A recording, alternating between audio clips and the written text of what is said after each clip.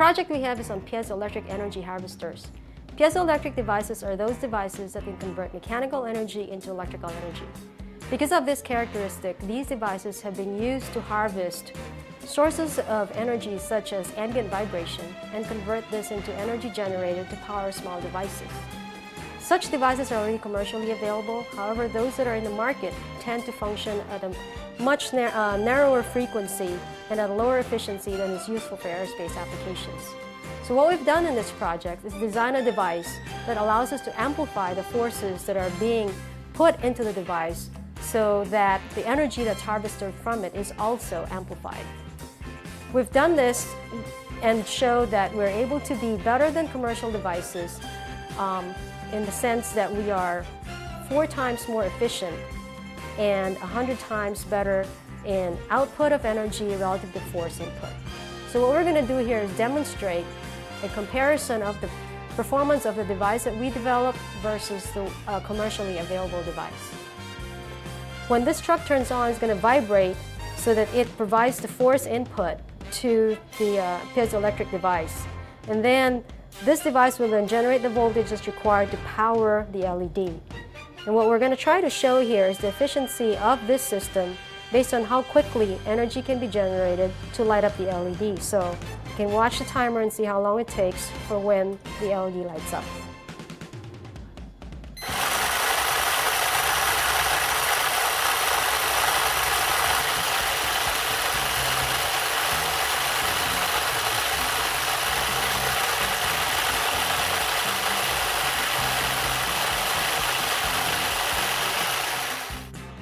So what we're going to show here now is using the same setup as the one we use for the commercial device. So we're using the truck, which is vibrating at 23 Hertz. That's the optimum frequency for the operation of the commercial device. It's not the optimum frequency for our device, so we have a weight added on to our device because ours operates at a much higher frequency.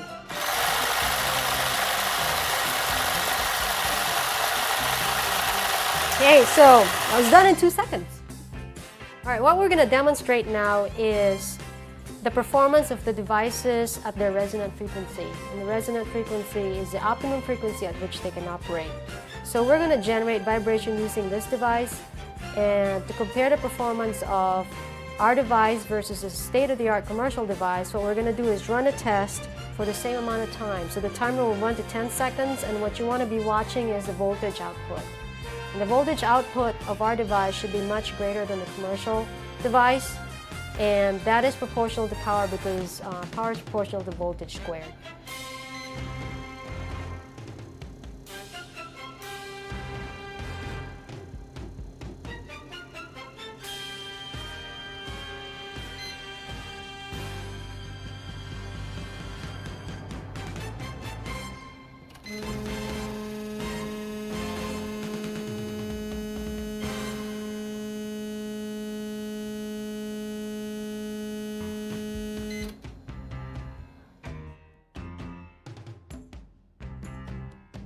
So another facet of this device is we do not require very high vibration frequencies in order to generate voltage.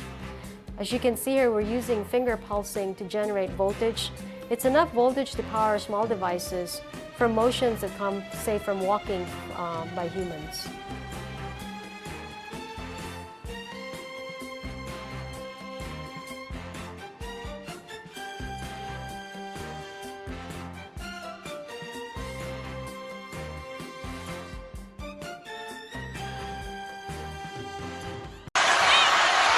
Ball is open for 3. And Indiana can take the lead. Give it back to the big guy. Yes, sir. Get it to you, baby. The Hoosiers are on fire. They're in transition. College hoops is alive and well in the Big Ten and in Bloomington, Indiana. Watch Brad running. Coming again. Oh, mercy. He hurt him. Oh, he gave him a facial. Oh, baby. And he trimmed his Shaving a nails. haircut. You gotta be kidding me. Oh, save the women and children. Holy mackerel. He got a Crowd silent now, as opposed to when the Saints have the ball. Oh, look at this run. What a run. Marshawn Lynch still on his feet. has blockers now. He's dancing his way for the touchdown.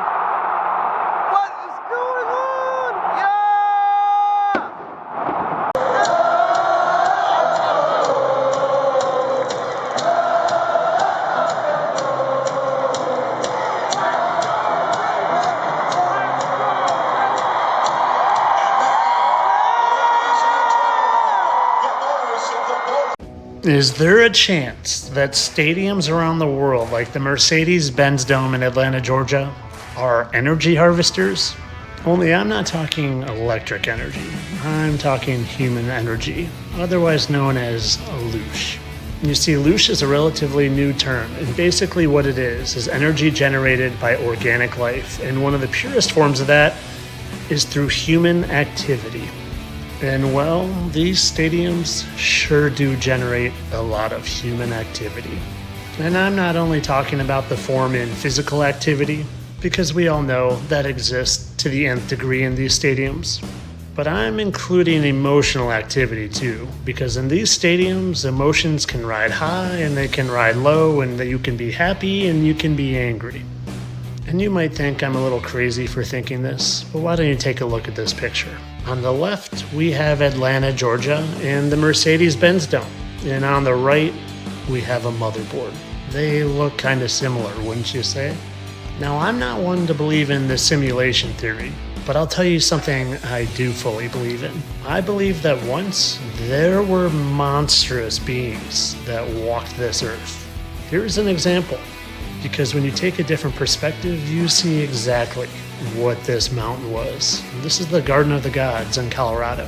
And if these enormous beings once upon a time existed, is there a chance that maybe they still do? You see, I first saw this video of what was captured next to the moon when I wasn't fully aware of the giant beings that once existed here. So I thought this was CGI or a hologram, but I'm not so sure now. I'm not so sure at all. In fact, what if, just what if, that we're on a tiny little section of something much, much, much larger, and these beings still exist outside of the firmament, and we're just living in their little energy source. And when they need a little boost to a certain section of their motherboard, well, they create positive energy or they create negative energy. You see, I've been thinking sports are fixed for a while now, but I used to think it was for money. Maybe it's something for a much, much, much different purpose. Maybe they're fixed so the right parts of the country or even the earth get the right boost of energy when they need it.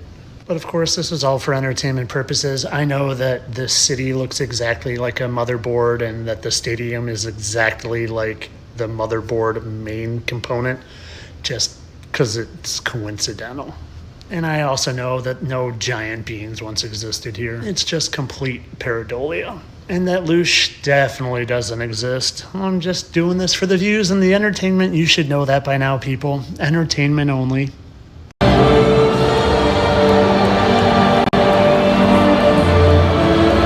no place like Baltimore.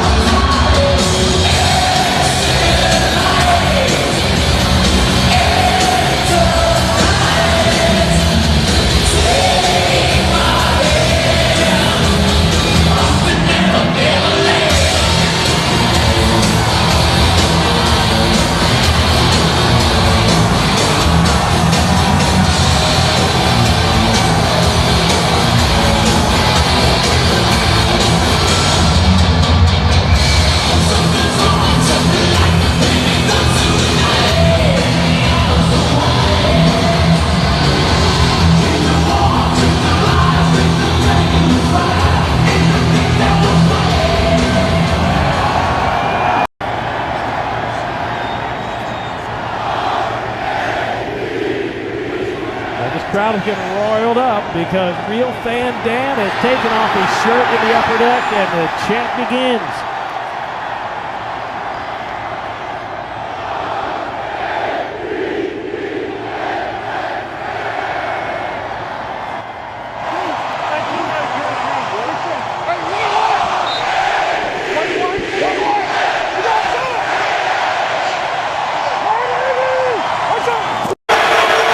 The 11th first down by penalty in this game. 11 from the 37-yard line.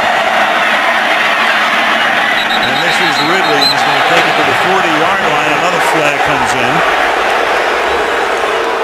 22 accepted penalties, 176 accepted yards.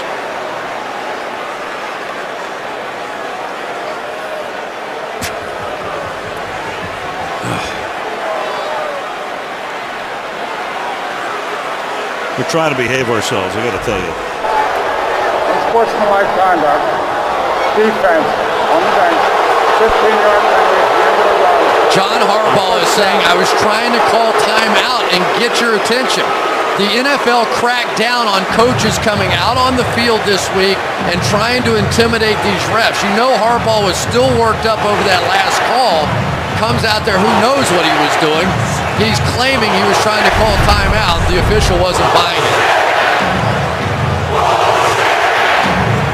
He's begging the official to come over and talk to him, and instead he got a flag. He's saying, I'm trying to call timeout. That's the loudest manure chant I've ever heard.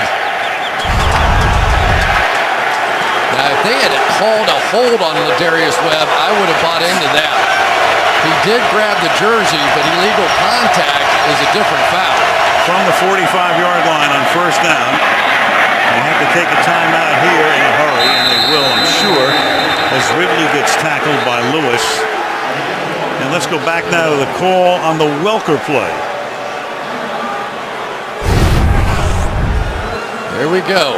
Going to get a little jersey grab in here. I think he's going to release, though. And right about the 5-yard marker, right there is the jersey pull, but that would be pass interference. What they called was illegal contact. Right. So either they made the wrong call on the field, or they messed it up. I've lost track. It's been fun. Well, yeah, in a way. This is like sort of backyard. Let's just go at it with two great teams, but it's been all over the place. And really the other foul that of consequence was the one on McCourty on the other side that didn't look like much of anything at all that kept that drive alive going for the Ravens. And you called your neighbors in to officiate.